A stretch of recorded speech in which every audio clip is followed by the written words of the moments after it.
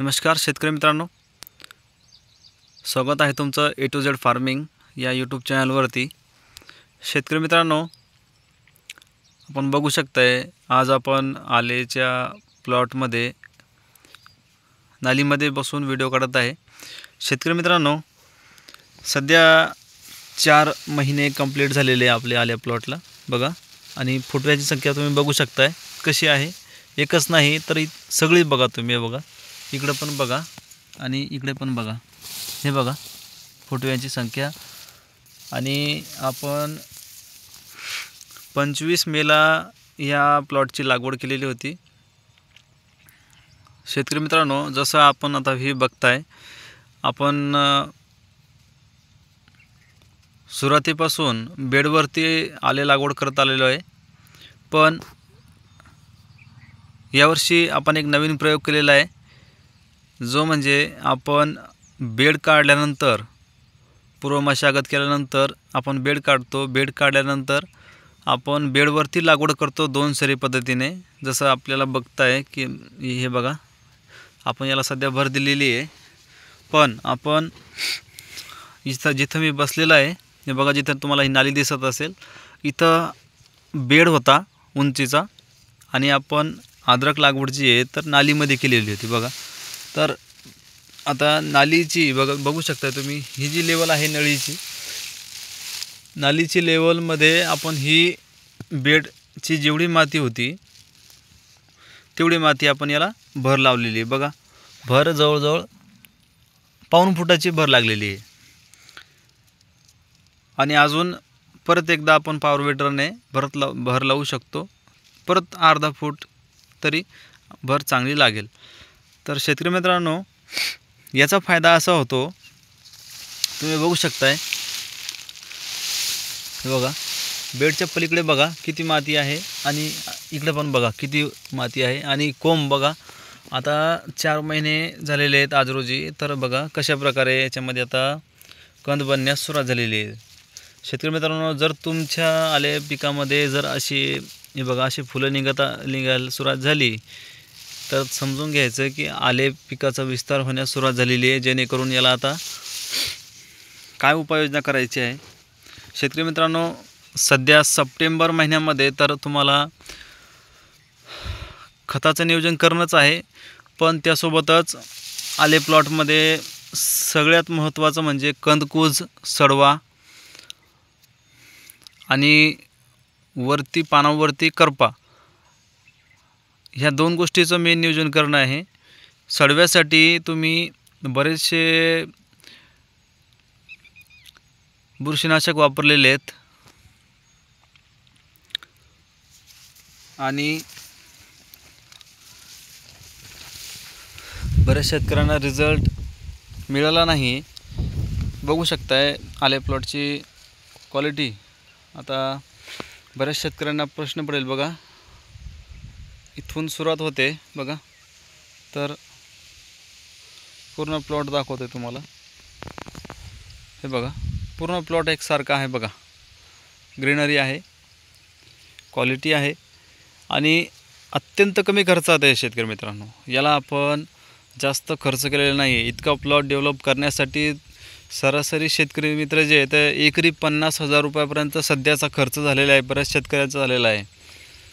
कारण आपण प्लॉट व्हिजिटच करतो आहे ना बऱ्याच शेतकऱ्यांचं, तर बऱ्याच शेतकऱ्यांची तर जाणून घेऊया थोडक्यात। तुम्हाला सांगतो शेतकरी मित्रांनो, लागवड आपण केलेली आहे नालीमध्ये, जसं आपण बेडवरती लागवड करतो तशीच केलेली आहे। फक्त एवढं की बेडवरती न करता बेडच्या खाली नालीमध्ये आपण लागवड केली होती। व्हिडिओ थोडा मोठा होईल शेतकरी मित्रांनो, पण पूर्ण व्हिडिओ बघून जा, जेणेकरून तुम्हालाही सुद्धा नवीन पद्धत ही जी आहे तर कशी वाटेल, लागवड करून बघा एकदा। याच्यामुळे तुमचा का एक फायदा होणार आहे की वारंवार तुम्हाला पॉवर वेटर जे तुम्ही मारता, जवळजवळ प्रत्येक महिन्याला किंवा 1.5 महिन्याला तुम्हाला एकदा पॉवर वेटरची भर द्यावी लागते। त्याच्यात तुमचा फायदा होईल थोडाफार, कारण याला 2 ते 3 पूर्ण सीझनमध्ये, आता सध्या आता याला एकदाच आपण पॉवर वेटरने भर दिलेली आहे, तर ती गेलेली आहे 1.5 फुटाची भर बसली बघा, किती छान प्रकारे भर बसलेली आहे। आता राहिला विषय कंदकूजचा, तर कंदकूजसाठी आपण सुरुवातीपासून बायो रूट गार्ड हे प्रोडक्ट वापरलेलं आहे या प्लॉटला. तुम्हाला मी मगाशी एक व्हिडिओमध्ये दाखवलेलं आहे की दोन्ही प्लॉट आता शेजारीच आहे. तुम्हाला परत दाखवून देतो. शेजारी प्लॉट आहे, त्यामध्ये केमिकल चे जसं की इतर बुरशींना मेटलॅक्झिल झालं, प्रोको, जेवढे पण रेग्युलर सोडण्यात येणारे जे बुरशीनाशक आहेत ते सोडतात, तरीसुद्धा त्यांना कंट्रोल नाही आहे. आणि आपण या प्लॉटला फक्त बायो रूट गार्ड 15 दिवसातून किंवा 1 महिन्यातून 4-5 दिवस मागं पुढे झाले तरी काय हरकत नाही, पण सुरुवातीपासून दिलेलं आहे शेतकरी मित्रांनो. सुरुवातीपासून ह्या प्लॉटला 1 ml सुद्धा बुरशीनाशक केमिकल बुरशीनाशक नाही किंवा मग केमिकल कीटनाशक नाही. तुम्हाला विश्वास बसणार नाही की पूर्ण जैविक पद्धतीने हा प्लॉट डेव्हलप केलेला आहे आणि अत्यंत कमी खर्चामध्ये. बघा तुम्ही, एक 4 महिने झालेले आहेत, 4 आळवण्या झालेल्या आहेत 4,000 रुपयाच्या, म्हणजे एकरी 2 लिटर आपण सोडलेलं आहे.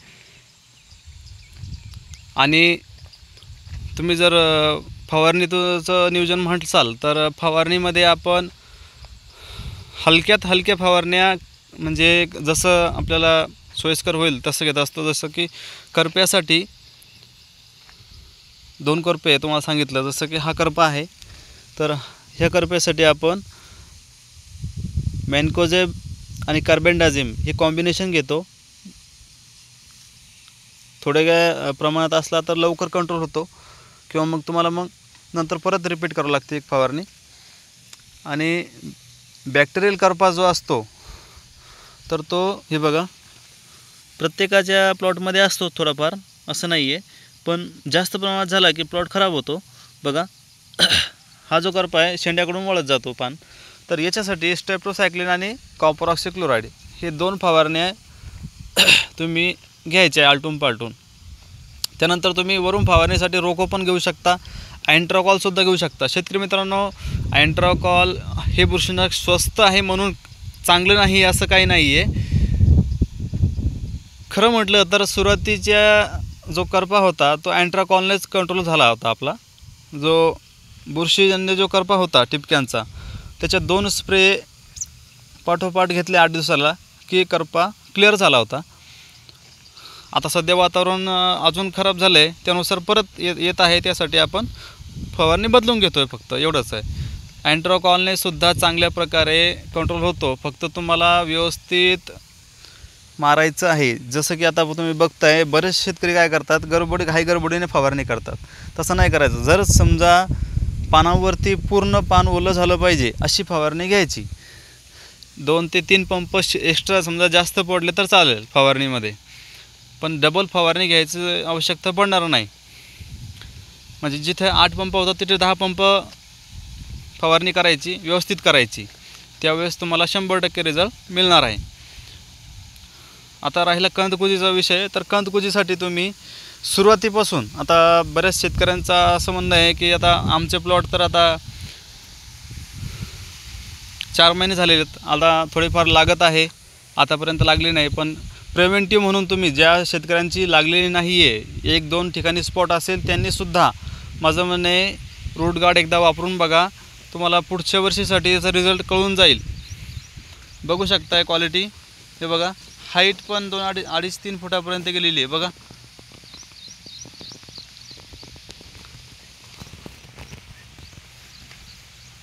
आणि तुमचं निमॅटोड पण कंट्रोल करणार आहे. कंदकूज स्टंप जो खराब होतो तो पण कंट्रोल करणार आहे. फक्त एका ड्रिचिंगमध्ये 100% रिझल्ट येणार नाही शेतकरी मित्रांनो, तुम्हाला 3 ड्रिचिंग करावं लागणार आहे.